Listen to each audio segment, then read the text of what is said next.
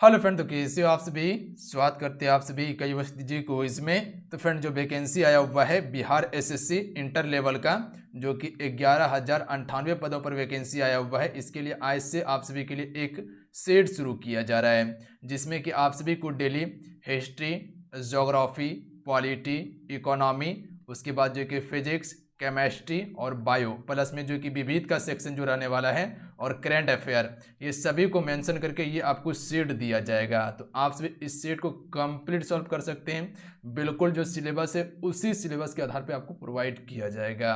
तो आप सभी को ये सेट डेली मिल जाएगा। तो कंप्लीट आप सभी यहाँ से तैयारी कर सकते हैं। जो आपका एग्जाम पैटर्न दिया हुआ है उसी पैटर्न पर आपको तैयारी करवाया जाएगा। क्योंकि फ्रेंड, आप सबको पता होना चाहिए कि 75 क्वेश्चन जो है कि सिर्फ आपका जीके जीएस का वेटेज है, यानी कि कह सकते हैं कि जीके का 50 क्वेश्चन रहने वाला है और 25 यानी कि 25 क्वेश्चन आपका साइंस का वेटेज रहने वाला है। काफ़ी जो है कि अच्छा खासा वेटेज है इसका, तो इसको तैयार करना बहुत ज़रूरी है आपके लिए। तो चलिए शुरू करते हैं। आज की इस प्रैक्टिस सेट को कंप्लीट जरूर सॉल्व कीजिएगा और लास्ट में अपना स्कोर बताइए कितने क्वेश्चन सॉल्व कर पा रहे हैं। फ्रेंड, आज की इस वीडियो को आप सभी लाइक करके जरूर शेयर कर दीजिएगा, इतना से आप सभी से रिक्वेस्ट है। और जो चैनल पर पहली बार आए, चैनल को सब्सक्राइब करके घंटे को प्रेस कर लीजिएगा, ताकि जब भी क्लास हो उसका नोटिफिकेशन सबसे पहले आप सभी को प्राप्त हो सके। पीडीएफ के लिए आप सभी टेलीग्राम ग्रुप को ज्वाइन कर लेंगे। टेलीग्राम का लिंक डिस्क्रिप्शन में प्रोवाइड कर दिए हैं। तो चलिए शुरू करते हैं। आइए फर्स्ट क्वेश्चन देखिए। पहला क्वेश्चन है, निम्नलिखित में से किस स्थान पर प्रथम बौद्ध संगीति का आयोजन किया गया था। तो देखिए, आप सभी को बौद्ध संगीति के बारे में बताए थे कि कुल 4 बौद्ध संगीति हुआ था। तो यहाँ पर प्रथम की बात किया जा रहा है, तो ये कब हुआ था? 483 ईसा पूर्व में हुआ था, यानी कि कहे तो बीसी में हुआ था। तो ये जो हुआ था राजगीर में हुआ था। ध्यान रखिएगा आप सभी। उस समय का शासन किसका था, यानी कि किसके शासनकाल में हुआ था? तो अजातशत्रु के शासनकाल में हुआ था। अध्यक्ष कौन था? महाकश्यप था। बौद्ध धर्म के संस्थापक कौन थे? गौतम बुद्ध थे। यहां से एक क्वेश्चन आपसे से पूछा जाता है कि किस बौद्ध सभा संगीति में बौद्ध धर्म 2 भाग में विभाजित हुआ था, यानी कि हीनयान और महायान धर्म में। तो वो चौथी बौद्ध सभा संगीति में हुआ था, जो कि कनिष्क के शासनकाल में हुआ था, कुंडलवन कश्मीर में हुआ था। तो ये जरूर याद रखिएगा। अगला क्वेश्चन देखिए, ग्रैंड ट्रंक रोड का निर्माण किसने किया था? तो कई बार आप सभी को बताए हैं कि इस रोड का जो निर्माण किया गया था, इसे जेटी रोड भी कहा जाता है। शेरशाह सूरी ने इसका निर्माण करवाया था। ध्यान रखिएगा आप सभी। तो ऑप्शन में भी राइट आंसर हो जाएंगे। जहांगीर के बारे में पता होगा आपको, ये मुगल वंश से संबंधित है, जो कि अकबर का पुत्र था। कुतुबुद्दीन ऐबक के बारे में पता होंगे आप सभी को, ये महमूद गौरी का गुलाम था, जो कि 1206 में इसने गुलाम वंश की स्थापना की थी। और कुतुब मीनार का भी नींव इसी के द्वारा डाला गया था। हुमायूं कौन था? तो बाबर का पुत्र था। इसी के समय में शेरशाह सूरी और हुमायूं के बीच में चौसा का भी युद्ध हुआ था। कब? ये 1539 में हुआ था। तो ध्यान रखिएगा आप सभी। अगला क्वेश्चन है, अगला क्वेश्चन कर लेते हैं। क्वेश्चन नंबर 3 क्वेश्चन है, मौर्य साम्राज्य के 7 वर्गों में विभाजन का विशेष रूप से उल्लेख किसमें किया गया था?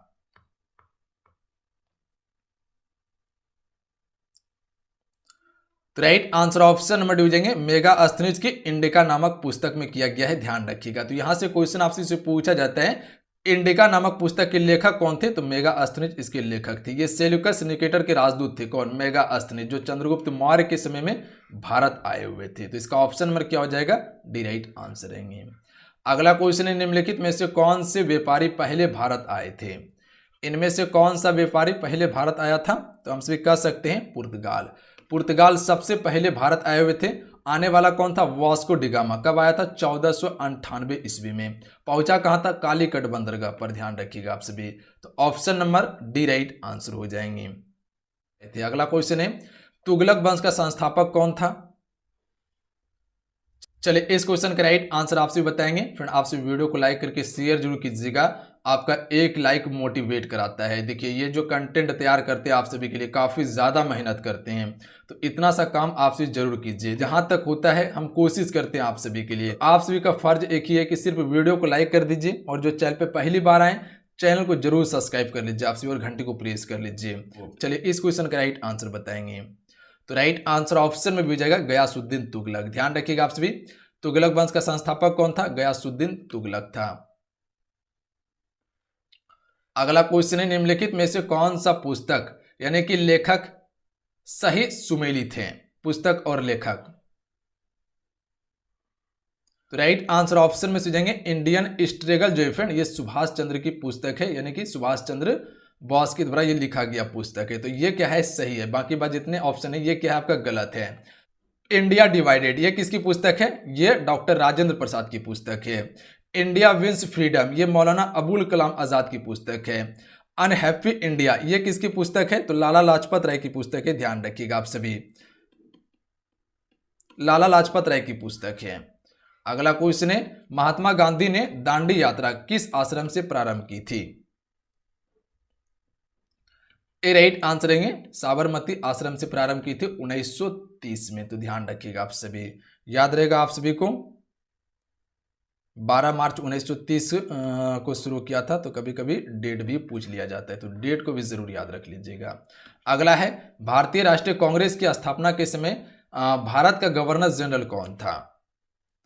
इसकी स्थापना 1885 में की गई थी ओहियो के द्वारा। तो उस समय गवर्नर जनरल जो था वो लॉर्ड डफरिन था। तो हम सभी ऑप्शन में सी को यहाँ पर टिक कर सकते थे, कहीं कोई दिक्कत नहीं है। लॉर्ड कर्जन के समय में 1905 में बंगाल विभाजन हुआ था। अगला है, विश्व की सबसे लंबी नदी कौन सी है, नील नदी ये विश्व की सबसे लंबी नदी है। अगर चौड़ी नदी की बात किया जाए तो अमेजॉन ये विश्व की सबसे चौड़ी नदी है। अगला क्वेश्चन है, निम्नलिखित में से किसे भूमध्य सागर का प्रकाश स्तंभ कहा जाता है। बी राइट आंसर है स्ट्राम्बोली को भूमध्य सागर का स्तंभ कहा जाता है। यहां से फ्रेंड आपसे याद रखिएगा, जैसे कि अभी यहां क्वेश्चन आपसे से पूछ लिया गया कि विश्व की सबसे लंबी नदी कौन सी है, तो नील नदी है। अगर यही क्वेश्चन भारत में पूछ लिया जाता तब आप सभी क्या करते, गंगा मारते। ध्यान रखिएगा, गंगा जो है ये भारत की सबसे लंबी नदी है। अगर यही क्वेश्चन पूछ लिया जाए कि दक्षिण भारत की सबसे लंबी नदी कौन सी है, तो वो आपका गोदावरी हो जाएगा। ध्यान रखिएगा आप सभी, दक्षिण की सबसे लंबी नदी गोदावरी है। अगला क्वेश्चन देखिए, क्वेश्चन में 11 है कि भारत के निम्नलिखित क्षेत्रों में से किसमें आर्द्र सदाबहार वन और अर्ध सदाबहार वन पाए जाते हैं। तो देखिए, आर्द्र सदाबहार वन और अर्ध सदाबहार वन जो पाए जाते हैं ये पश्चिमी घाट में पाए जाते हैं। तो यानी इसका option number A correct answer है। ध्यान रखिएगा आप सभी, पश्चिमी घाट क्या है, तो ये आपका क्या है, गुजरात का पोर्शन है। ये घाट जो है ये आपका पश्चिमी है और ये पूर्वी घाट है आपका। अगला क्वेश्चन है, महानदी डैश से निकलती है। तो ये कहां से निकलती है, रायपुर से। ध्यान रखिएगा, छत्तीसगढ़ रायपुर से निकलती है, जो कि सिहावा पर्वत से। ये जरूर याद रखिएगा आप सभी, सिहावा पर्वत से महानदी निकलती है। और इसी पर एक बांध भी बनाया गया है जो कि हीराकुंड बांध है। कहां पे है, उड़ीसा में है। अगला क्वेश्चन है, मानस राष्ट्रीय उद्यान कहां स्थित है। मानस, काजीरंगा ये सभी असम में स्थित है। ऑप्शन में सी राइट आंसर रहेंगे। अगला क्वेश्चन देखिए, क्वेश्चन में 14 क्वेश्चन है कि भारतीय संविधान की 10वीं अनुसूची डैश से संबंधित है। आप सभी को यहाँ कन्फ्यूजन होगा कि आप सभी 10वीं अनुसूची के बारे में पढ़े होंगे कि दल बदल से ये संबंधित है, बट दल बदल ऑप्शन में नहीं दिया हुआ है। तो कोशिश कीजिए आंसर क्या होगा। तो बी राइट आंसर हो जाएंगे पक्ष त्याग से संबंधित है। ये ध्यान रखिएगा, इसमें दल बदल होता है, एक दल से दूसरे दल में जा सकता है, तो यही होगा पक्ष त्याग। और देखिए, अगर 10वीं अनुसूची में दल बदल जो दिया गया है ये किस संविधान संशोधन के द्वारा जोड़ा गया था, संविधान में 52वां संविधान संशोधन के द्वारा जोड़ा गया था। कब, 1985 में जोड़ा गया था। ध्यान रखिएगा आप सभी, 1985 में जोड़ा गया था। अगला क्वेश्चन है, संविधान का अनुच्छेद 1 भारत को घोषित करता है। देखिए, अगर भाषाओं से संबंधित अगर अनुसूची की बात किया जाए तो अनुसूची 8 में भाषा से संबंधित है, जिसमें कि 22 भाषा का जिक्र किया गया है। चलिए, इस क्वेश्चन का राइट आंसर बताएंगे आप सभी। तो ये जो घोषित करता है, संघ राज्य को घोषित करता है। Option number D right answer रहेंगे कि भारत क्या है, राज्यों का संघ है। अगला है, भारतीय संविधान का कौन सा भाग राज्य के नीति निर्देशक तत्वों का उल्लेख करता है। राज्य का नीति निर्देशक तत्व, तो right answer option number D हो जाएंगे। भाग 4 जो है फ्रेंड ये राज्य के नीति निर्देशक तत्वों का उल्लेख करता है। अनुच्छेद की बात किया जाए तो अनुच्छेद आपका जो हो जाएगा 36 से लेके 51 तक हो जाएगा, संविधान के भाग 4 में है। अगला क्वेश्चन देख लीजिए। अगला क्वेश्चन है क्वेश्चन 17, भारतीय संविधान के किस अनुच्छेद का उद्देश्य पूरे भारत में नागरिकों के लिए एक समान नागरिक सहायता सुनिश्चित करना है। यहां से एक क्वेश्चन याद रखिएगा, इसमें अगर आपसे से पूछ लिया जाए कि राज्य के नीति निर्देशक तत्व जो लिया गया है किस देश के संविधान से लिया गया है, तो याद रखिएगा आयरलैंड के संविधान से लिया गया है। याद रहेगा आप सभी को, आयरलैंड देश के संविधान से लिया गया, इसे हम सभी DPSP भी कहते हैं शॉर्ट फॉर्म में। राइट आंसर ऑप्शन में भी हो जाएगा, ध्यान रखिएगा। अनुच्छेद 44 जो है ये क्या करता है, भारतीय संविधान के उद्देश्य पूरे भारत में नागरिक के लिए समान नागरिक सहायता सुनिश्चित करता है। तो बी राइट आंसर रहेंगे। अगला क्वेश्चन देखिए, भारतीय संविधान की समवर्ती सूची में मामले को कौन देखता है? तो ये जो देखता है फ्रेंड, केंद्र सरकार और राज्य सरकार देखता है, ध्यान रखिएगा। ए राइट आंसर रहेंगे। क्लियर है? आइए अगला क्वेश्चन देख लीजिए। अगला क्वेश्चन है, निम्नलिखित में से किसे केंद्र शासित प्रदेश में उच्च न्यायालय स्थापित करने का अधिकार है? तो किसी भी केंद्र शासित प्रदेश में उच्च न्यायालय स्थापित करने का अधिकार जो होता है वो संसद के पास होता है। तो याद रखिएगा आप सभी, बी राइट आंसर हो जाएंगे। देखिए यहाँ पे आप सभी जरूर याद रखिएगा, जैसे यहाँ समवर्ती सूची के बारे में बात किया गया है। संविधान के अनुसूची 7 में देखिएगा तो इसमें 3 अनुसूची है, एक है संघ का, एक है राज्य का, एक है समवर्ती सूची। संघ जो कि केंद्र सरकार का होता है उस पर कानून केंद्र सरकार ही बना सकता है, ध्यान रखिएगा आप सभी।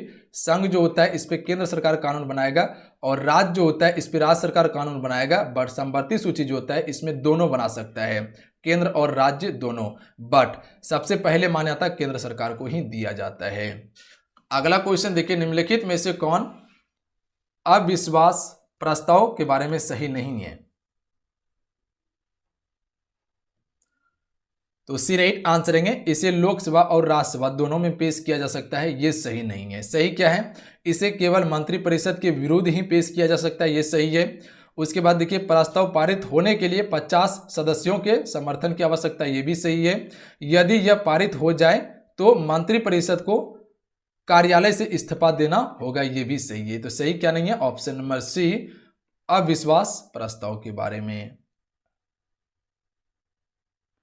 अगला क्वेश्चन देखिए, क्वेश्चन 21, जीएसटी के संबंध में GSTIN का पूर्ण रूप जो है ये क्या है? देखिए इसका right answer option number D हो जाएगा, goods and services tax identification number होगा। तो ऑप्शन में डी करेक्ट आंसर रहेंगे। अगला है प्रोजेक्ट 75 निम्नलिखित में से किससे संबंधित है? तो देखिए प्रोजेक्ट 75 जो है ये पनडुब्बी से संबंधित है, ऑप्शन में बी राइट आंसर रहेंगे। क्लियर है? आइए अगला क्वेश्चन है, रेपो दर से क्या तात्पर्य है? रेपो दर जो होता है ये क्या होता है? तो देखिए रेपो दर का क्या अर्थ है, तो ध्यान रखिएगा आप सभी, ए राइट आंसर रहेंगे, वह दर जिस पर वाणिज्यिक बैंक भारतीय रिजर्व बैंक से उधार लेते हैं। यानी कि कोई बैंक है जैसे कि SBI को ले लीजिए या पंजाब नेशनल बैंक को ले लीजिए, अगर उसको पैसा का आवश्यकता है तो वो किसके पास जाएगा? ये जाएगा रिजर्व बैंक के पास, रिजर्व बैंक से ही लोन पे पैसा लेगा। तो इसी को हम सभी क्या कहते हैं? रेपो दर कहते हैं, ध्यान रखिएगा आप सभी। क्लियर है? ए राइट आंसर रहेंगे। अगला है, संगीतकार जाकिर हुसैन निम्नलिखित में से किस वाद्य यंत्र से संबंधित हैं? तो जाकिर हुसैन जो है ये संबंधित है तबला वादक। इससे पहले वाला सेट में आपको बताए थे सभी के बारे में, तो तबला वादक है जाकिर हुसैन, ध्यान रखिएगा आप सभी। देखिए अगर यही क्वेश्चन आपसे से पूछ लिया जाए फ्रेंड, यहाँ अभी रेपो दिया हुआ था, अगर यह रिवर्स रेपो रेट रहता तब क्या होता? तो तब होता है क्या कि जो बैंक है वो RBI को फिर ब्याज पर देती है पैसा, यहां से RBI से लिया पैसा, पर रिवर्स रेपो रेट में क्या होता है कि बैंक ही RBI को फिर दे देता है, तो ये रिवर्स रेपो रेट में जाता है। हालांकि वो क्वेश्चन भी लिए हैं तो वो देखिएगा, हो सकता है आज नहीं तो कल वो सेट में आपको देखने के लिए मिलेगा। हरेला वृक्षारोपण उत्सव किस राज्य से संबंधित है?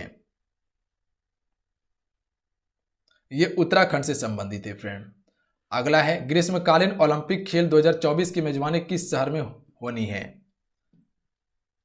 तो ये सभी को पता है कि पेरिस में होनी है, ध्यान रखिएगा। इससे पहले जो हुआ था, जो 2020 में होना था बट 2021 में आयोजित किया गया था, तो ये कहाँ हुआ था? टोक्यो जापान में हुआ था। अगला देख लेते हैं, भारत का सबसे बड़ा नदी द्वीप यानी कि मांजुली जो है किस नदी पर स्थित है? चलिए क्वेश्चन नंबर 27 के लिए आपसे राइट आंसर बताएंगे, काफी इंपॉर्टेंट है फ्रेंड आपके एग्जाम्स के लिए। भारत का सबसे बड़ा नदी द्वीप जो है मांजुली है, और ये किस नदी पर है? तो ध्यान रखिएगा आप सभी, ये आपका ब्रह्मपुत्र नदी पर है। अगला क्वेश्चन देख लीजिए, निम्नलिखित में से किसका उपयोग वाइन में फाइनिंग एजेंट के रूप में किया जाता है?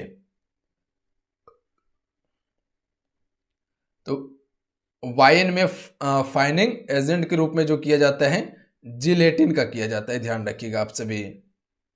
अगला क्वेश्चन कर लेते हैं, भारत में स्थापित पहला राष्ट्रीय उद्यान कौन सा है? सबसे पहला राष्ट्रीय उद्यान 1936 में स्थापित किया गया था। कहाँ पे? आपका उत्तराखंड में किया गया था। तो ये जो था कौन सा था? जिम कॉर्बेट राष्ट्रीय उद्यान था, ध्यान रखिएगा आप सभी। Option number D correct answer रहेंगे। इसे ही अभी हम सभी रामगंगा के नाम से भी जानते हैं। और कभी कभी क्वेश्चन पूछ लिया जाता है कि जिम कॉर्बेट का पुराना नाम क्या था, या तो उसका पुराना नाम ही दे दिया जाता है। तो याद रखिएगा आप सभी, हेली नेशनल पार्क इसका पुराना नाम था। जब स्थापित हुआ था तो उस समय इसका हेली नेशनल पार्क रखा गया था, ध्यान रखिएगा आप सभी। केवला देव जो है ये कहाँ पे आपका? ये आपका राजस्थान में है। बांदीपुर कहाँ पे? आपका कर्नाटक में है। पेरियार आपका कहाँ है? ये आपका केरल में पेरियार, ध्यान रखिएगा आप सभी। याद रहेगा आप सभी को। अगला क्वेश्चन देख लीजिए, रेंगुड़ मिट्टी इस नाम से भी जानी जाती है, यानी कि रेंगुड़ मिट्टी को हम सभी किस नाम से जानते हैं? तो देखिए, रेंगुड़ मिट्टी को हम सभी काली मिट्टी भी कहते हैं, ध्यान रखिएगा आप सभी। काली मिट्टी का विस्तार जो है किधर है? जैसे आपका गुजरात हो गया, मध्य प्रदेश, महाराष्ट्र हो गया, यानी कि बीच वाला क्षेत्र जो है भारत का, वहां पर काली मिट्टी का विस्तार है। और काली मिट्टी जो फ्रेंड कपास की उपजाऊ के लिए काफी उपयोगी मिट्टी होता है। अगला है, भारत में निम्नलिखित में से कौन सा स्थान लघु तिब्बत के नाम से जाना जाता है? चलिए, क्वेश्चन में 31 के लिए आपसे राइट आंसर बताएंगे। कौन सा स्थान जो है भारत का वो लघु तिब्बत के रूप में जाना जाता है? लघु तिब्बत। तो देखिए, लद्दाख को जाना जाता है लघु तिब्बत के नाम से, यानी कि इसका ऑप्शन में ए राइट आंसर रहेंगे। लद्दाख की राजधानी कहाँ पे? लेह है। लद्दाख क्या भी केंद्र शासित प्रदेश है। सिक्किम की राजधानी कहाँ है? गंगटोक है। अरुणाचल प्रदेश की राजधानी ईटानगर। हिमाचल प्रदेश की राजधानी कहाँ पे? शिमला है। तो जरूर याद रखिएगा आप सभी। अगला क्वेश्चन है, डैश अपोलो 11 का लैंडिंग साइट है वह मिशन जिसने मानव जाति को चंद्रमा पर पहली बार चलने का अवसर दिया था, वह कौन सा मिशन था? शांत सागर मिशन था, ध्यान रखिएगा। शांत सागर अपोलो 11 का लैंडिंग साइट था, और वह मिशन जो था वो पहली बार जो है कि चंद्रमा पर चलने का अवसर दिया था। तो ऑप्शन बी करेक्ट आंसर रहेंगे। अगला है, भारतीय संविधान में राष्ट्रपति चुनाव पद्धति का स्रोत किस देश के संविधान से लिया गया है? यानी कि जो चुनाव संबंधित स्रोत है राष्ट्रपति का, कि किस प्रकार से चुनाव किया जाएगा, वो लिया गया था किस देश के संविधान से? आयरलैंड के संविधान से लिया गया है, ध्यान रखिएगा आप सभी। ऑप्शन में सी करेक्ट आंसर रहेंगे। क्लियर है? अगला क्वेश्चन है, निम्नलिखित में से कौन सी फसल मुख्य रूप से पश्चिमी भारत के कम वर्षा वाले क्षेत्र में उगाई जाती है? तो बाजरा, ध्यान रखिएगा आप सभी। बाजरा जो है फ्रेंड ये मुख्य फसल के रूप में जो है कि पश्चिम भारत में कम वर्षा वाला क्षेत्र में उगाई जाती है। ज़्यादातर राजस्थान में देखिएगा तो वो बाजरा ही, यानी कि मोटा अनाज उगाया जाता है वहाँ पे। अगला क्वेश्चन है, भारत के संविधान का पहला संशोधन अधिनियम डैश में आया था? सबसे पहला संशोधन जो हुआ था संविधान में वो 1951 में आया था, पहला संशोधन। और ये पहला संशोधन के तहत जो है कि 9वीं अनुसूची को जोड़ा गया था। उसमें 9वीं अनुसूची जो था उसे ही जोड़ा गया था पहला संशोधन में, याद रहेगा आप सभी को। अगला है, भारत में किसी भी राज्य की सीमाओं को बदलने के लिए अधिकृत हैं। कौन अधिकृत हैं?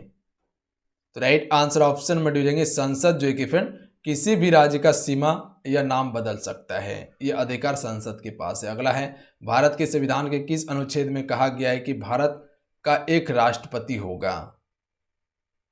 राष्ट्रपति आप सभी को पता होंगे कि भारत का प्रथम नागरिक होता है, पर इसका जो उल्लेख किया गया है संविधान के किस अनुच्छेद में है? अनुच्छेद 52 में कहा गया है। देखिए, अनुच्छेद 52 में क्या कहा गया है कि भारत में क्या होगा? एक राष्ट्रपति का पद होगा, ध्यान रखिएगा आप सभी।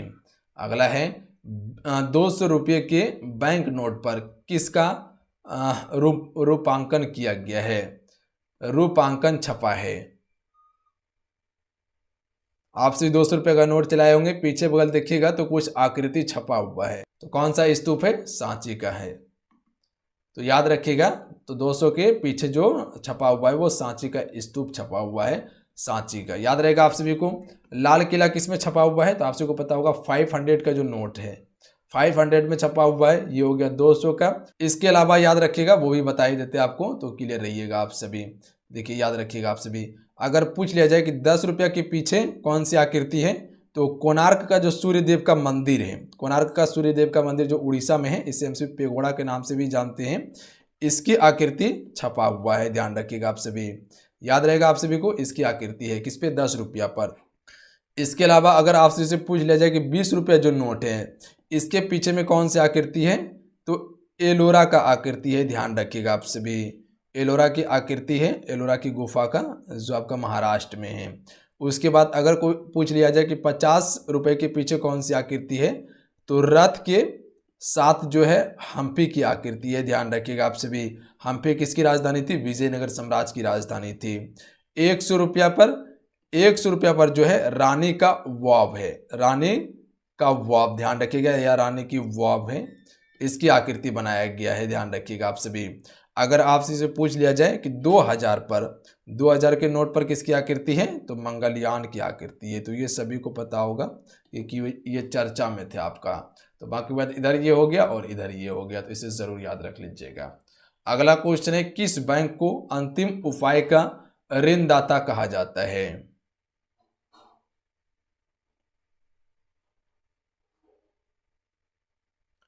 केंद्रीय बैंक को अंतिम उपाय का ऋणदाता कहा जाता है।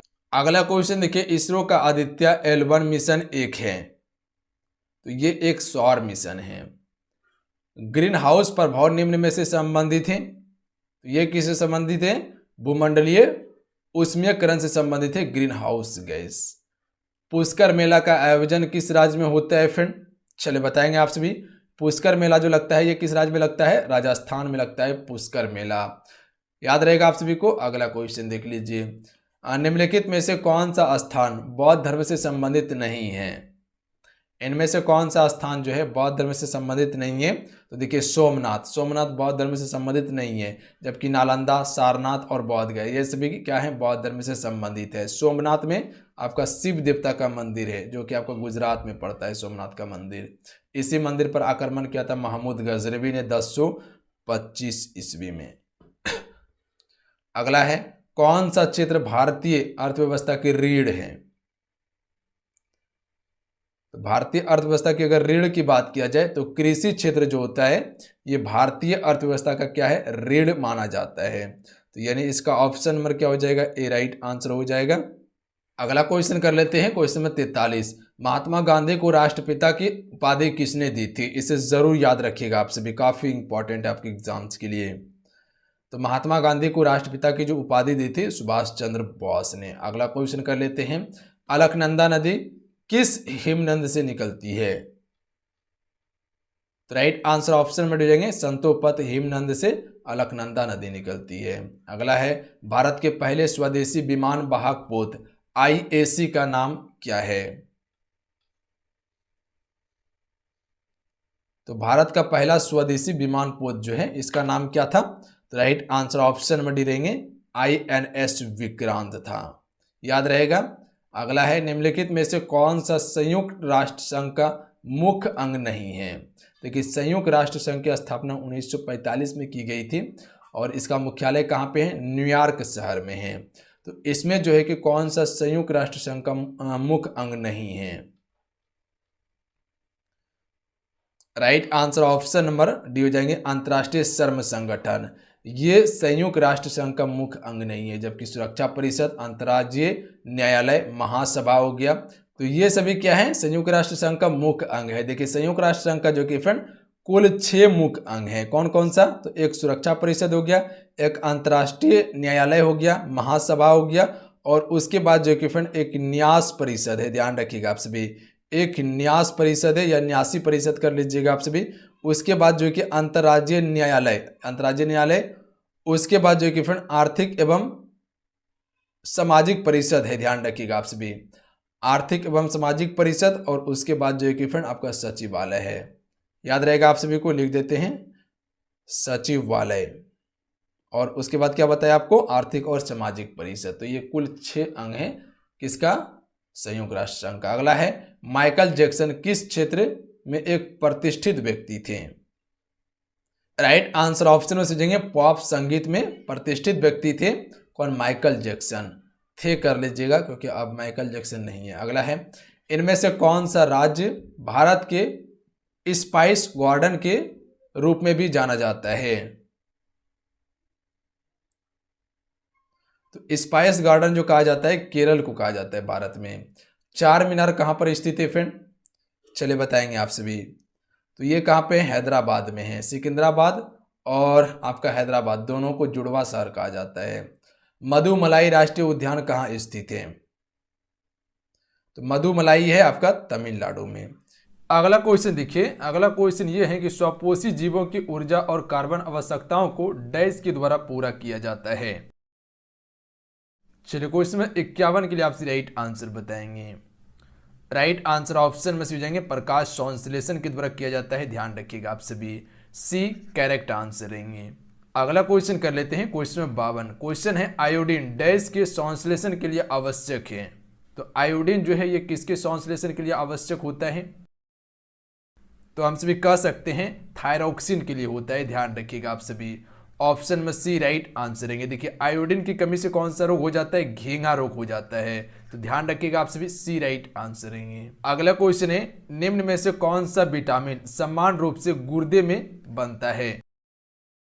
गुर्दे की बात करें तो किडनी में बनता है। तो याद रखिएगा आप सभी, ऑप्शन में डी राइट आंसर हो जाएंगे। विटामिन डी जो है कि फ्रेंड ये गुर्दे यानी कि किडनी में पाया जाता है। ध्यान रखिएगा, विटामिन डी को हम सभी क्या कहते हैं? कैल्सीफेरॉल कहते हैं। इससे सूखा रोग होने की संभावना होता है और इससे जो है कि बच्चे का क्या होता है? हड्डी कमजोर होता है विटामिन डी की कमी से। सबसे अच्छा स्रोत क्या है? सूर्य का प्रकाश। विटामिन सी को हम सभी क्या कहते हैं? एस्कॉर्बिक एसिड कहते हैं और इससे जो है कि एस्कॉर्बी रोग होने का ज़्यादा चांस बनता है। और सबसे अच्छा स्रोत क्या है? आंवला, यानी कि जो खट्टा पदार्थ होता है वो विटामिन सी का सबसे बढ़िया स्रोत है। विटामिन ई को हम सभी क्या कहते हैं? तो विटामिन ई को टेकोफेरॉल कहते हैं। ध्यान रखिएगा आप सभी। और विटामिन ए का रासायनिक नाम क्या है? रेटिनॉल। इसकी कमी से रतौंधी रोग होता है। सबसे अच्छा स्रोत क्या है इसका? गाजर है। तो ध्यान रखिएगा आप सभी। अगला क्वेश्चन देखिए, निम्नलिखित में से कौन सा जैव उर्वरक चावल के खेतों में मिलाया जाता है? आप सभी को बताना चाहिए फ्रेंड कि चावल जो है कि धान के खेत में जो गैस पाए जाते हैं वो मीथेन गैस पाए जाते हैं। तो इसे जरूर याद रखिएगा, नीला हरा शैवाल मिलाया जाता है। डी राइट आंसर रहेंगे। अगला क्वेश्चन है क्वेश्चन नंबर 55 नंबर, जो कि बिहार से संबंधित क्वेश्चन है। क्वेश्चन है कि बिहार के उत्तर में जो है कौन सा देश स्थित है? तो आप सभी को बताऊंगे कि बिहार के उत्तर में एक ही देश है जो कि आपका नेपाल स्थित है। अंतर्राष्ट्रीय सीमा बिहार साझा करता है जो कि नेपाल के साथ में करता है। ध्यान रखिएगा आप सभी।